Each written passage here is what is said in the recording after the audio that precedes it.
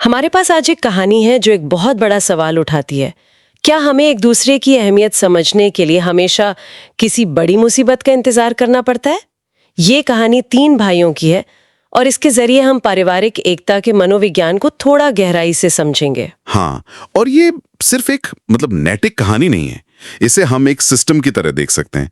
एक ऐसा सिस्टम जिसे एकदम सही काम करना चाहिए था, पर एक छोटी सी खराबी और सब बिखर गया।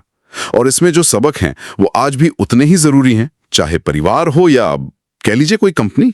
चलिए तो इसी सिस्टम को समझते हैं। कहानी में 3 भाई हैं, एक समझदार, एक मेहनती और एक साफ दिल का। जी। जब तक पिता थे सब ठीक था, लेकिन उनके जाने के बाद जमीन पैसे को लेकर दरारें पड़ने लगीं।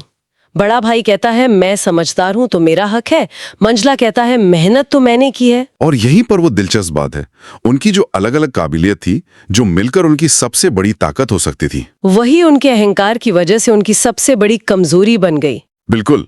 और पिता की चेतावनी कि अगर आपस में लड़ोगे तो सब कुछ खो दोगे, वो सिर्फ एक डर नहीं था, वो एक तरह की भविष्यवाणी थी।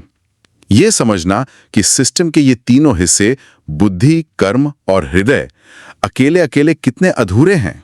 लेकिन एक बात समझ नहीं आई, जब वे अलग हुए तो बड़ा भाई तो समझदार था, उसे अकेले फैसले लेने में मुश्किल क्यों हुई? मतलब समझदारी तो अकेले में भी काम करनी चाहिए ना? है ना? बहुत अच्छा सवाल है। देखिए, मनोविज्ञान में भी हम देखते हैं कि सिर्फ सोचना या एक विजन होना काफी नहीं होता। बड़े भाई के पास योजनाएं तो थीं, पर उन्हें अमल में लाने वाला कोई नहीं था। अच्छा। न कोई सलाह देने वाला, न कोई उसकी हाँ में हाँ मिलाने वाला। इसी तरह मंझला भाई, जो कर्म का प्रतीक है, वो बिना सोचे समझे बस मेहनत करता रहा, बिना किसी दिशा के। हाँ, कोई दिशा नहीं, कोई स्ट्रैटेजी नहीं। और छोटा भाई, जो दिल का प्रतीक है, जो इमोशनल इंटेलिजेंस है, उसके पास ना तो कोई योजना थी और ना ही मेहनत करने की कोई वजह। परिवार के बिना खुशियां अधूरी लगने लगी। बिल्कुल। उन्होंने असल में अपनी टीम ही तोड़ दी थी। वाह!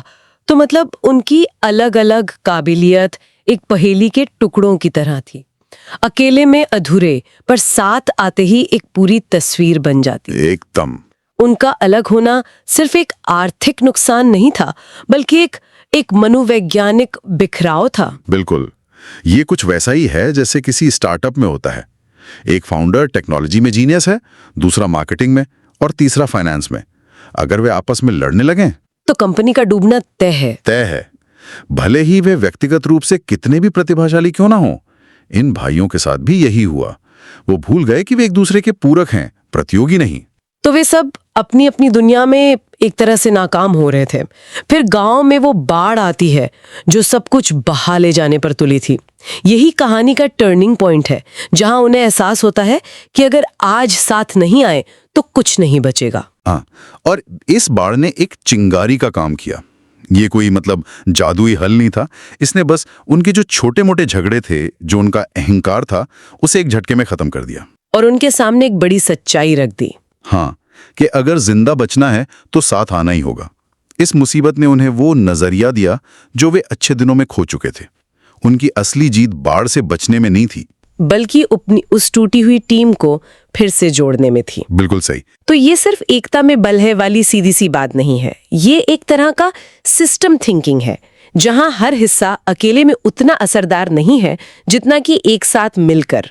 क्या बात है, बहुत अच्छा उदाहरण है।